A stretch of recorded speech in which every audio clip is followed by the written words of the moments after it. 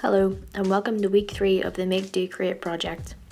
Over the last 2 weeks, we've been taking a look at animation and the techniques used in making traditional 2D animation. We've mainly been focusing on a Western perspective, with a lot of examples and techniques from household names like Walt Disney. While many countries will have their own style of animation, this week we're going to explore the ever-popular rise of Japanese animation, or anime, while of course adding to our knowledge with 2 new animation principles. You've probably heard Japanese animation be called anime, as that's what it's more commonly known by. While in Japan, anime is the term used to mean all animation, outside of Japan, if someone references anime, it's likely they're specifically referring to animation that comes from Japan. While there's no surefire way to define what makes anime, as the styles and stories vary hugely like any other platform, your best bet is that most anime is made in Japan for Japanese audiences and will get translated and shown to other countries later.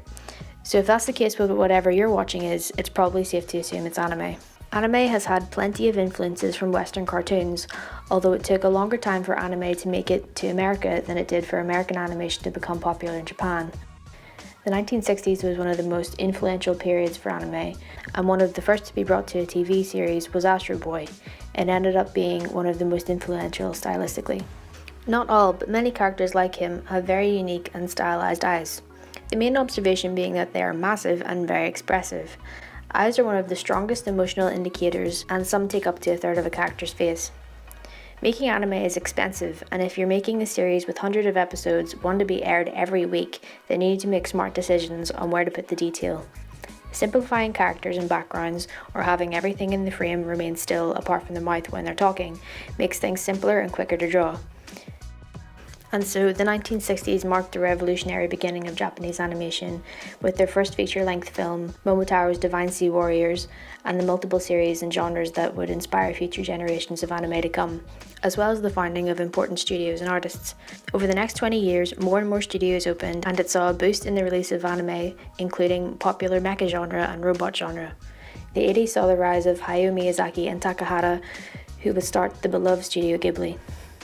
The release of Akira and Dragon Ball helped popularize Japanese animation in the West, and American studios started using Japanese animators for their series such as Transformers. If you've ever watched Pokemon, Naruto, or Sailor Moon as a kid, then you've watched an anime. So this week we're going to be using the Flipaclip app again, while learning 2 more principles of animation, while doing a slightly different animation than last week. We did a fisherman. This week we're going to be doing a bicycle. So we're just going to create a new project. 12 frames per second is fine, name it whatever you like. We're going to be doing a bike, so I've named it bike. And a bicycle needs to cycle on the ground, so just to make it simple, I'm going to add in a ground layer. And like we did last week, we're going to lock this ground layer so that it can't be interfered with.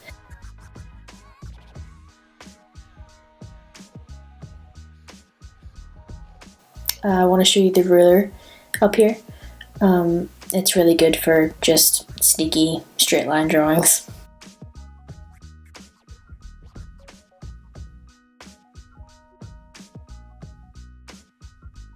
So we're going to select the ground layer and we're going to copy. And we're going to add in a couple of frames. I don't know how long this animation is going to be just yet, but I want an odd number of frames for this one, so 7 will do. We're not going to make it too long. If you need to delete a frame, simply hold down and press the bin. And we're just going to go into every single frame and paste the ground layer that we have. Again, since we have less than 10 frames, so it's not going to take too long, so this method's fine.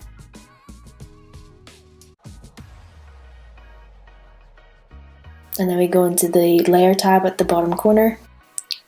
We swipe and we lock the layer, so again that can't be interfered with. And we're going to add a new layer. This layer is going to be for the bike.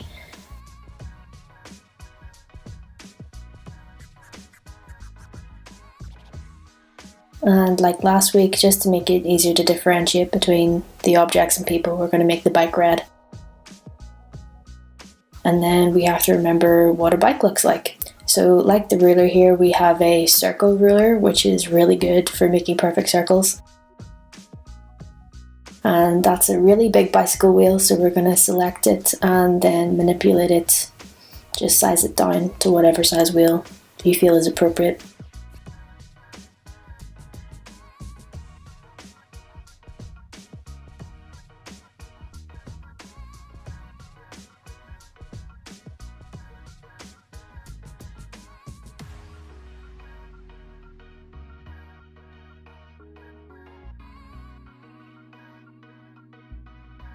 Since that's selected, we can copy it and paste it, and then we can get 2 wheels out of it. 2 for 1.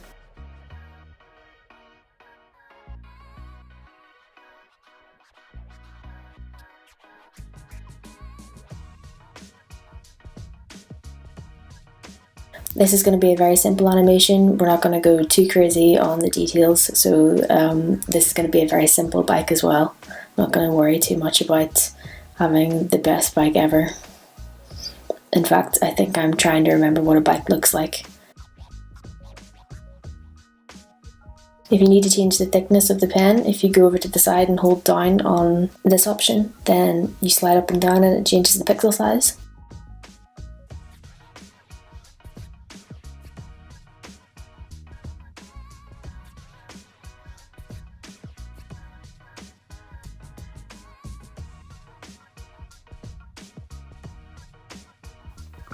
I personally don't like the lines too thin, so I'm just going to speed along here while making everything uniform.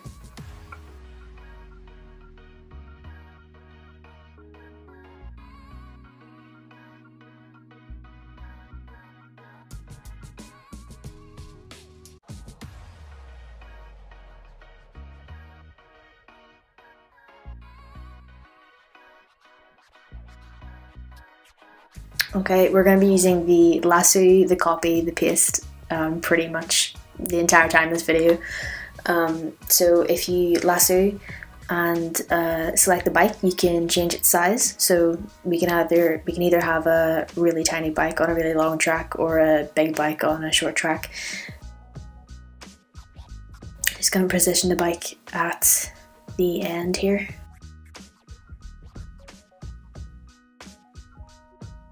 And since we have that ground layer on a separate lock layer, we're not going to worry about it getting selected when we're using the lasso tool. So I've positioned the bike at the very end here, and we're just going to do a simple animation of the bike going from the start to the end of this screen basically. So I'm going to go to the very last layer and put the bike at the very end. If you remember pose to pose, where instead of doing the second layer after the first, I'm going to the very end to see where my destination is. Not that it's a very complex destination, it's just the other side of the frame, but regardless, that's still pose to pose. And then remember, I wanted an odd number of frames this animation. It's so I get 3 frames either side of the center frame. So again, pose to pose, I'm doing the start, the middle and the end.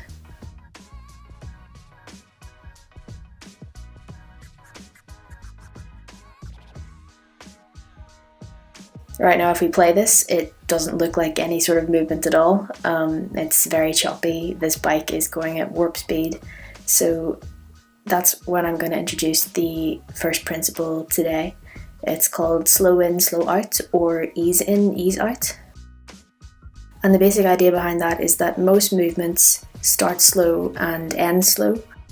And the way that we can show this in 2D animation is simply adding more frames at the start and more frames at the end, with the drawings quite close to each other, so there's very minimal change in the position.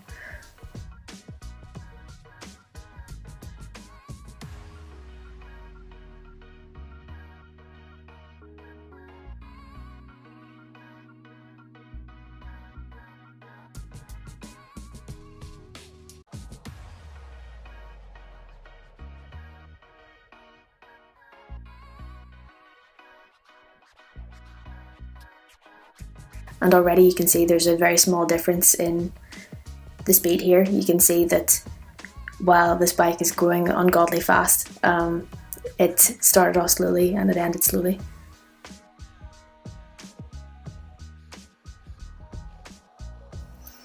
So what I'm doing here is I'm just adding 2 frames either side of the center frame. It's a wee bit fast, so I'm going to add 2 more in-betweens either side of the center frame.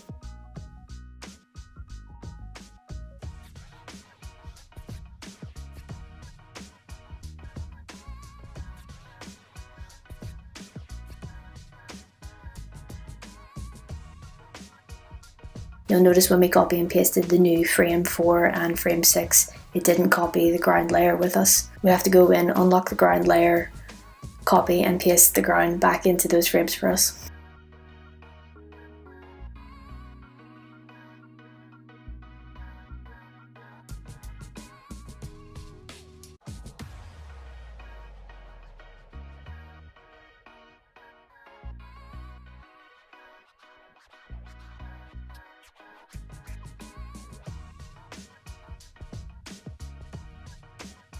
The only thing I'm going to add now is a couple of still frames at the beginning and end, just to give us a bit of time to take in the bike sitting before it takes off and the bike sitting when it stops.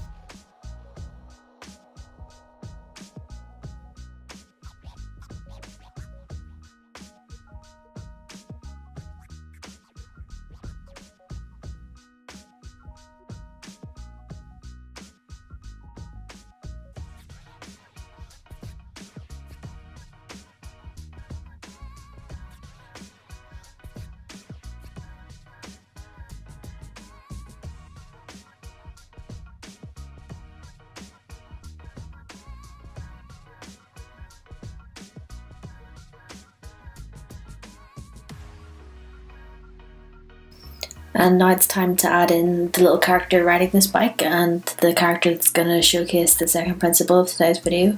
So like we did for the ground and bike, we're going to add a character layer just so that it doesn't mess with the bike and ground when we want to move the character about. And I'm going to put it back to black just so it stands out against the red bike. And just like the last animation, we're going to keep the character a very simple shape: block body, stick arms, circle head. No need to do anything more complex than that. Just starting with the butt on the bike seat and making a little bean shaped body. Arms on the handlebars, it's kind of hunched over a little bit.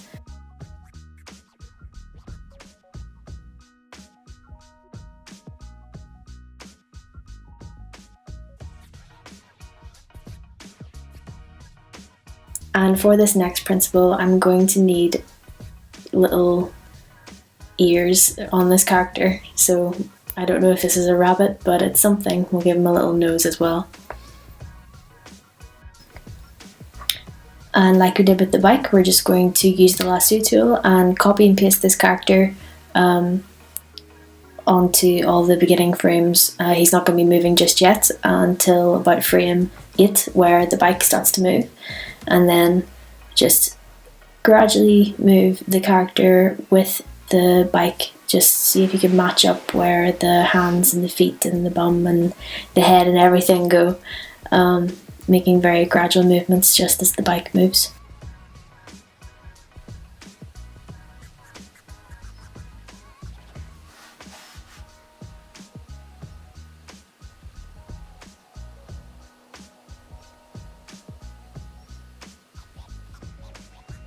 And I'm just going to rub out the ears for this next couple of copy pastes because we're going to be changing how the ears interact throughout the rest of this animation. So if we're copy and pasting him a couple of times, it's best that we don't have the ears for the bits where he's moving.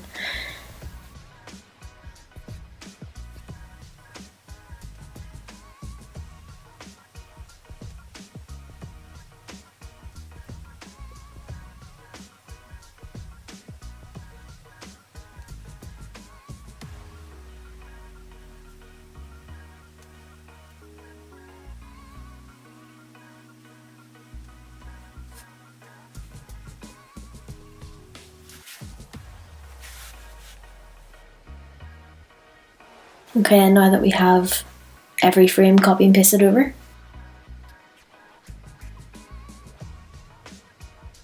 we're going to go back to the frame where there is the first bit of movement. So we've got the ears in the very beginning.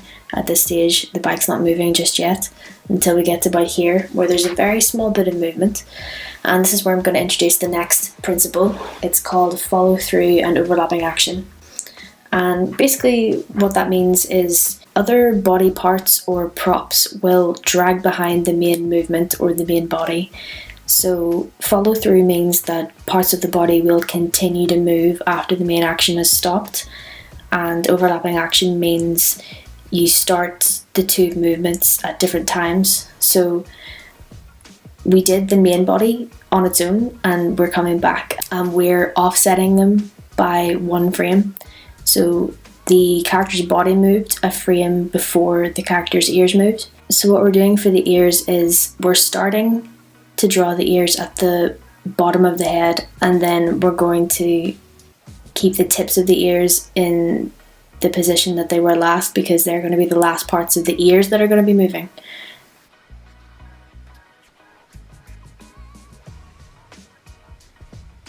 And then once the character has gained their top speed, the ears will be dragging back.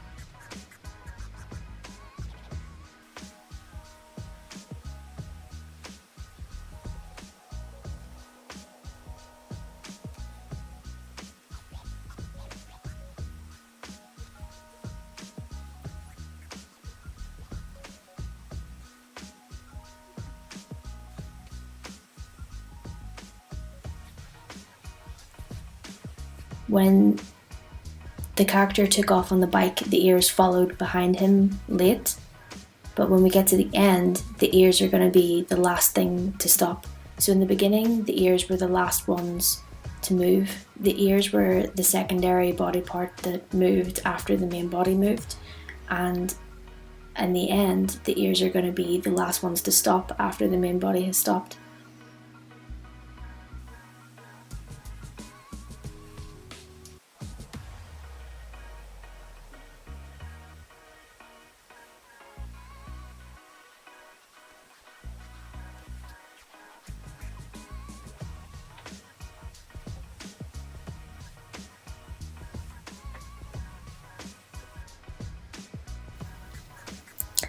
And that's the main idea with this animation. We did the slow in, slow out with the bike, and then we did the overlapping action and follow through with the ears.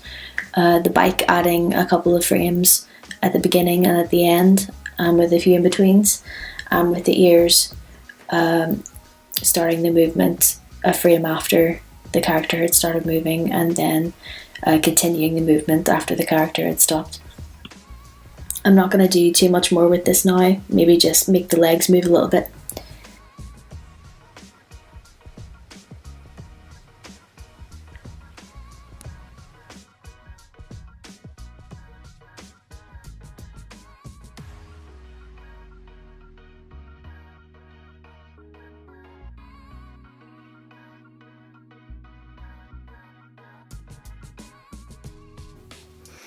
This week's film recommendation is considered one of the best animated films of all time and remains the highest grossing film in Japanese history.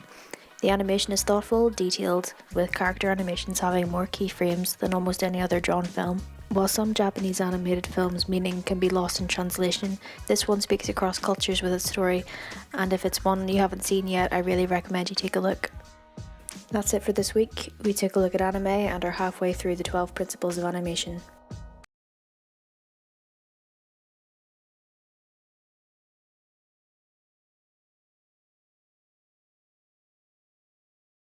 Make sure you share any of your creations with us, and if you subscribe, you won't miss what's coming up on the channel. Thanks, and see you next week.